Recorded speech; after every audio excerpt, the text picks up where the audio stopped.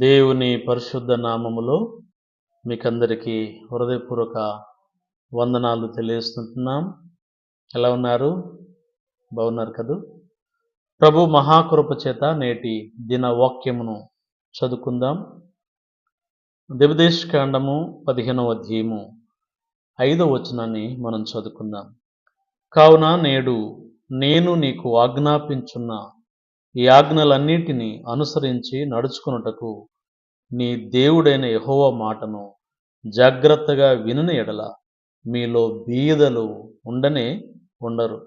ఏలయనగా నీ దేవుడైన యెహోవా మీతో చెప్పినట్లు నిన్ను ఆశీర్వదించును గనుక నీవు అనేక జనములకు అప్పు ఇచ్చదవు కానీ అప్పు చేయవు. అనేక జనములను ఏలుదు గాని వారు నిన్ను ఏలరు. ప్రార్థన.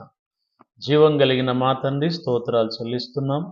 కృపాదయ నిన్న నేడు నిరంతరం ఏకరీతిగా ఉన్న గొప్ప దేవుడా స్తోత్రాలు. ఇదే కాల సమయంలో మీరు మాట్లాడిన లేఖనాల కొరకై స్తోత్రాలు చెల్లిస్తున్నాం.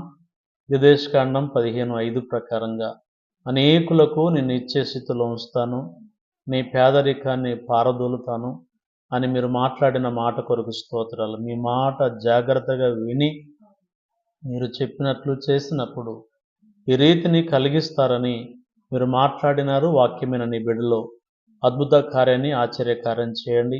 వారి కష్టాల జీవితాన్ని దీవించండి, ఆశీర్వదించండి. 30దంతలుగా, 60దంతలుగా, 100 వారు దీవించబడినట్లు కార్యం చేయండి. పేదరికాన్ని దూరం చేసి మహిమ పొందమని అడుగుతున్నాం. అనేకులకు తీసుకుంటున్న ఈ బిడ్డలు ఇప్పుడు అనేకులకు ఇచ్చే స్థితిలో మీరు ఉంచబోతున్నందుకు స్తోత్రాలు చెల్లిస్తున్నాం. ఆ రీతిగానే ఏదైనా అనారోగ్య పరిస్థితులు ఉన్నట్లయితే దయగలిగిన మా తండ్రి ముట్టండి, మంచి ఆరోగ్యాన్ని దయచేయండి. శాంతి సమాధానం లేకున్న బిడ్డలను జ్ఞాపకం చేసుకొని శాంతి సమాధానంతో నింపమని అడుగుతున్నాం. ఆ రీతిగానే ఎగ్జామ్ రాస్తున్న పిల్లలను జ్ఞాపకం చేసుకొని మంచి మార్కులతో పాస్ అయ్యే కృప దయచేయండి. వివాహాల కొరకు ఎదురు చూస్తున్న బిడ్డలున్నారు. తగిన కాలం ముందు చక్కటి సంబంధాలు అనుగ్రహించి మహిమ, ఘనత, ప్రభావం పొందుకోమని యేసు ప్రభు శక్తి కలిగిన నామములో అడిగి వేడుకొనుచుంటున్నాము తండ్రి. Amen. Thank you. God bless you.